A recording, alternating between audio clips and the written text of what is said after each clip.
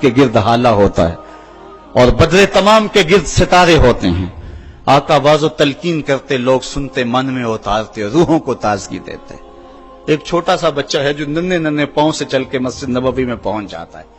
نام اس کا عمیر ہے. بمشکل سے بولنا سیکھا ہے اس نے. آقا کریم علیہ السلام کی خدمت میں کبھی وہ اپنے چچا جلاس بن سوید کے ساتھ جاتا ہے، کبھی وہ اکیلا بھی چلا جاتا ہے.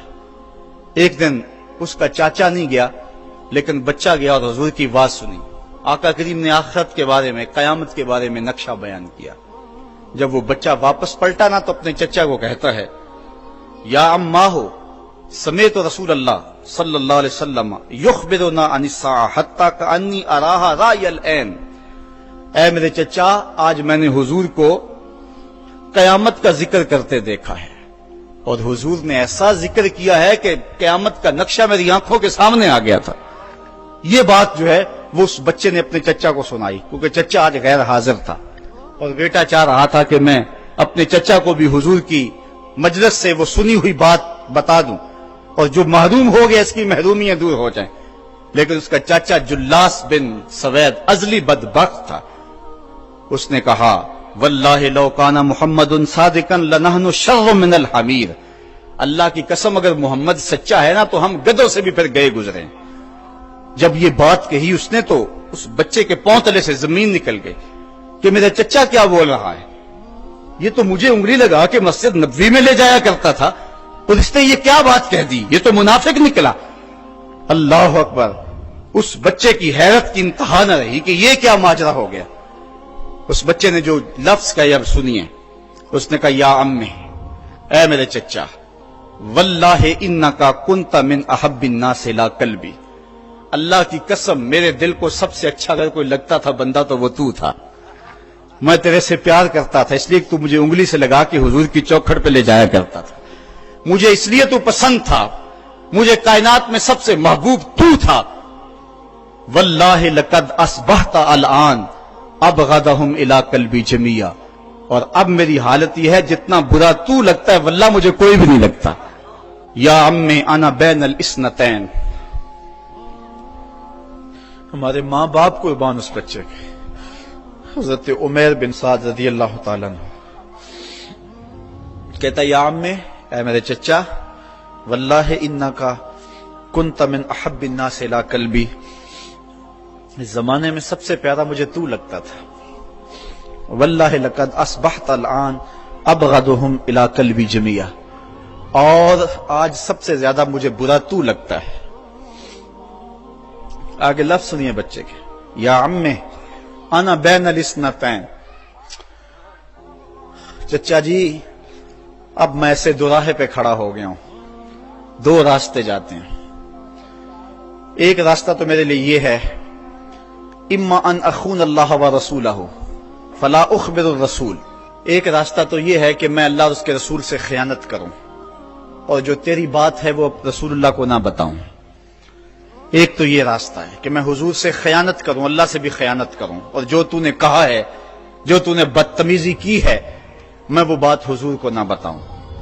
وَإِمَّا أَنْ أُخْبِرَ الرَّسُولَ وَلْيَكُنْ مَا يَكُونُ. اور دوسرا راستہ میرے پاس یہ ہے کہ جو تو نے کہا ہے میں جا کے حضور کو بتاؤں، پھر جو ہو سو ہو. بس اب میرے پاس دو ہی راستے ہیں. فقال جلاس بن سوید، اس کے چچا جلاس بن سوید نے کہا، انت طفل غض لا يصدقك الناس فقل ما شئت. تو نا سمجھ سا بچہ ہے، چھوٹا سا بچہ ہے، تیری بات کس نے ماننی ہے، جا جو جی چاہتا ہے کہہ لے. وہ بچہ اٹھا اور حضور کی مجلس میں پہنچ گیا. حضور کی چوکھٹ پہ حاضر ہوا اور وہ بچہ کیا کہتا ہے، صاحبو ان کانوں سے نہیں، ان جملوں کو دل کے کانوں سے سننا ہے. اور اس دعا کے ساتھ اللہ ہماری نسل کو بھی حضور کا ایسا پیار دے، حضور کی محبتیں دے. وہ کیا کہتا ہے، یا رسول اللہ صلی اللہ علیہ وسلم، الجلاس بن سوید خان اللہ و رسولہ. حضور جلاس بن سوید نے اللہ اور اس کے رسول سے خیانت کی ہے. وَهُوَ عَمِّي، اور میرا چچا لگتا ہے. اگلے لفظ سنیے، وَقَدْ تَبَرَّأْتُ إِلَى اللَّهِ ثُمَّ إِلَيْكَ مِنْهُ، حضور میں پہلے اللہ کے حضور پھر آپ کے حضور اس سے بیزاری کا اعلان کرتا ہوں. حضور میرا اس سے کوئی تعلق نہیں ہے، میرا اس سے کوئی واسطہ نہیں ہے. میں اللہ سے بھی کہتا ہوں میرے مالک میرا چچا سے کوئی تعلق نہیں ہے کیونکہ وہ تیرے محمد کا دشمن ہے. حضور میں آپ سے بھی کہتا ہوں کہ میرے چچا سے کوئی تعلق نہیں ہے کیونکہ وہ آپ کا دشمن ہے.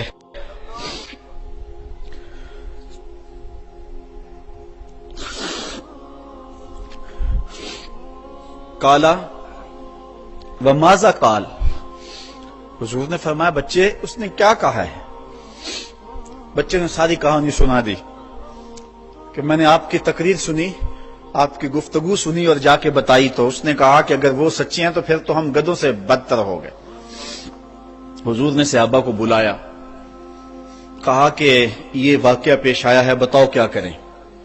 صحابہ نے عرض کی ھذا طفل صغیر لا تصدقه فهو لا يعي ما يقول والجلاس بن سوید يصلي معنا وهو شيخ كبير وعاقل. حضور یہ بچہ چھوٹا ہے، کم عقل ہے، کم سمجھ ہے، یہ تو اپنی بات بھی نہیں صحیح طرح سمجھ سکتا، جو کہتا ہے تو وہ بھی نہیں جانتا. اور جلاس بن سوید بڑی عمر کا آدمی ہے، ہمارے ساتھ نمازیں پڑھتا ہے اور عاقل شخص. تو آپ اس بچے کی بات کی پرواہ نہ کیجیے اور اس کی خبر کی تصدیق نہ کیجیے. ادھر جلاس بن سوید کو جب پتا چلا تو اس نے بھی قسمیں کھانی شروع کر دی کہ میں نے تو کوئی بات کہی نہیں ہے، ایک چھوٹے سے بچے نے جا کے ویسے ہی بات کر دی. تو حضور نے اس بچے کی بات کو نظر انداز کیا صحابہ کے کہنے پہ. اب اس بچے نے جب دیکھا کہ میری بات حضور نے قبول نہیں کی ہے تو اس نے جھولی پھیلا لی اور آسمان کی طرف دیکھ کر کے کہا اللہم ان کنت صادقا فصدقنی وان کنت کاذبا فکذبنی. اے اللہ اگر میں جھوٹا ہوں تو مجھے جھوٹا کر دے اور اگر میں سچا ہوں تو میری سچائی کا اعلان کر دے. یہ بچے نے جب بات کی تو ابھی اس نے منہ پہ دعا مانگ کے ہاتھ نہیں پھیرے تھے کہ جبریل آ گئے اور سورہ توبہ کی آیت نازل ہوئی یحلفون باللہ ما قالوا وَلَقَدْ قَالُوا كَلِمَةَ الْكُفْرِ وَكَفَرُوا بَعْدَ إِسْلَامِهِمْ. یہ قسمیں کھاتے ہیں کہ ہم نے یہ بات نہیں کی ہے. محبوب انہوں نے اسلام لانے کے بعد کلمہ کفر بولا ہے، انہوں نے کلمہ کفر بولا ہے، اس نے بات کہی ہے. تو اللہ تعالیٰ کے محبوب نے اس بچے کو اپنے پاس بلایا، کہا مرحبا بالذی صدقہ ربہ من فوق سبع سماوات. خوش آمدید وہ بچے جس کی 7 آسمانوں سے اوپر رب نے بھی گواہی دی ہے، جس کی رب نے بھی گواہی دی ہے. پھر حضور نے اس بچے کے کان کو پکڑا اور فرمایا وفت اذنک یا غلام وصدقک ربک. بچے تیرے کان نے ٹھیک ہی سنا تھا اور تو وہ ہے جس کی گواہی اور جس کی تصدیق میرے رب نے فرمائی. اللہ اکبر. حضرت عمر رضی اللہ تعالیٰ عنہ کا دور آیا تو انہوں نے حضرت عمیر بن سعد انصاری رضی اللہ تعالیٰ عنہ کو حمص کا گورنر بنا دیا اور پھر جب وہ فوت ہوئے تو حضرت عمر روئے، فرماتے کاش کہ میرے پاس عمیر جیسا کوئی دوسرا آدمی ہوتا اور میں مسلمانوں کی محافظت کے لیے اسے مقرر کرتا. اللہ اکبر. تو حضور علیہ الصلوۃ والسلام کی محبت اور حضور کے ساتھ وفا کا یہ رشتہ اور یہ تعلق اور یہ گہرا ربط اللہ تعالیٰ کی محبت کا بندے کو مستحق کرتا ہے. اللہ نے بھری بزم کے اندر اس بچے کو عمیر بن سعد رضی اللہ تعالیٰ عنہ کو جھوٹا نہیں ہونے دیا. تو اقبال کہتا ہے کی محمد سے وفا تو نے تو ہم تیرے ہیں، یہ جہاں چیز ہے کیا لوح و قلم تیرے ہیں.